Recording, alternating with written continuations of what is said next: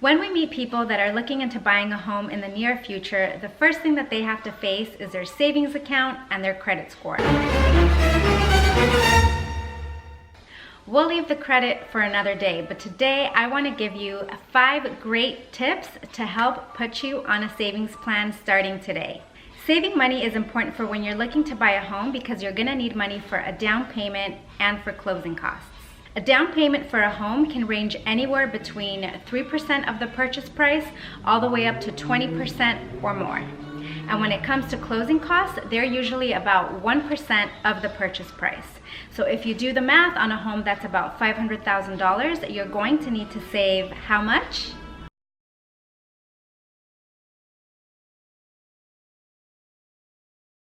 So just to do the math for you, on a home that's $500,000, you will need approximately $25,000 for a down payment and $5,000 for closing costs. I know a lot of people are into those money saving apps where like you buy a latte and then like 15 cents will automatically go into your savings account. And although that may work for some, I think that the real saving begins when you start developing healthy money habits. So I was inspired by this recent article that I read by Dave Ramsey where he gave 20 practical money saving tips. Today I'm going to share 5 of those with you that I thought were pretty easy and practical to implement. So I hope that they're helpful and they put you on the right path to saving that money. So my first tip is going to be to work on paying off your debt. There is no bigger obstacle to saving money than having to pay your debt down. So I would employ what they call the snowball method, and that's where you choose the smallest account that you have to pay off first and work your way up toward the big ones. This will make it a lot faster, it'll be more gratifying because you'll get through smaller accounts quickly, and eventually you're going to be able to stockpile that cash. Tip number 2 is going to be to unsubscribe from any apps that you're not using, unsubscribe to emails from your favorite retailers, and number 3 is going to be to unsubscribe from memberships that you're not using, such as Netflix or the gym. When it comes to emails from your favorite retailers, you know there's nothing more tempting than seeing those gifts with the flash sale signs telling you that there's 70% store-wide sale. They're clickbait. You're gonna click on that, fill your shopping cart, and there goes your money. Recently, I've gone through all of my app subscriptions and I realized that I'd been paying for these apps that I'm no longer using that I downloaded a while back. A lot of them have an auto renew feature, so they're continually charging you every month even though you're not using them. Tip number 3 is not only going to be good for your savings account, but it's also going to be good for your health, and that is to pack your lunch.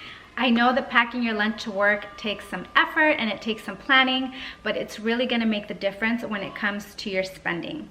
I challenge you to look through your bank statement and see how much money you spend per day, per week, and per month on food, and you will be surprised. I know it's important to start small because if you take on too much too soon, it's going to be too difficult to do. So instead of just going from eating out every day during lunch to maybe just packing your lunch once or twice a week until it becomes a habit, you realize how easy it is to do and how much money it saves you, and then you'll be motivated to continue and maybe pack your lunch every day. Who knows? Tip number 4 is going to be to save automatically.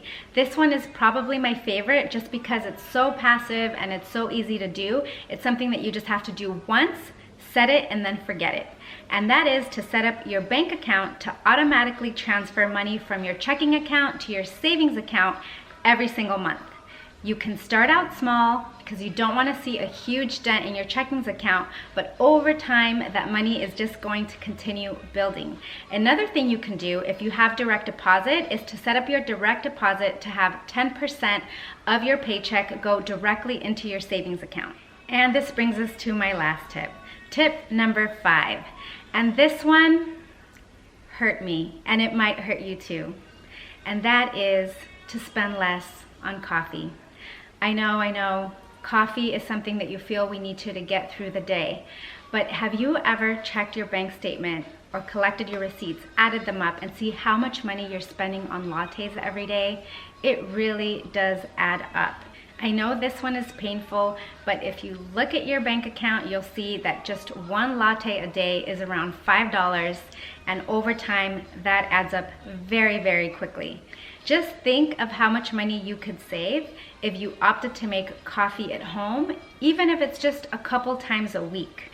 Purchasing a bag of local beans or at your local coffee shop and then just grinding them at home makes for great, great coffee, and it's something that you can carry in a travel mug with you to work or whenever you need your coffee buzz. All right, that was my top 5 tips for saving money.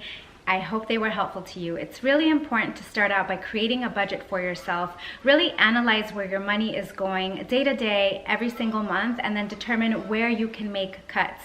It's gonna take time, but it's gonna be so much worth it in the end. Remember, it doesn't really matter how much money you make. It depends on how you spend it and how much of it you actually save. All right, guys, that was some of my favorite saving money tips. I hope that you enjoyed. I hope that it was helpful. My next video is probably gonna be related to credit and how to improve your credit score.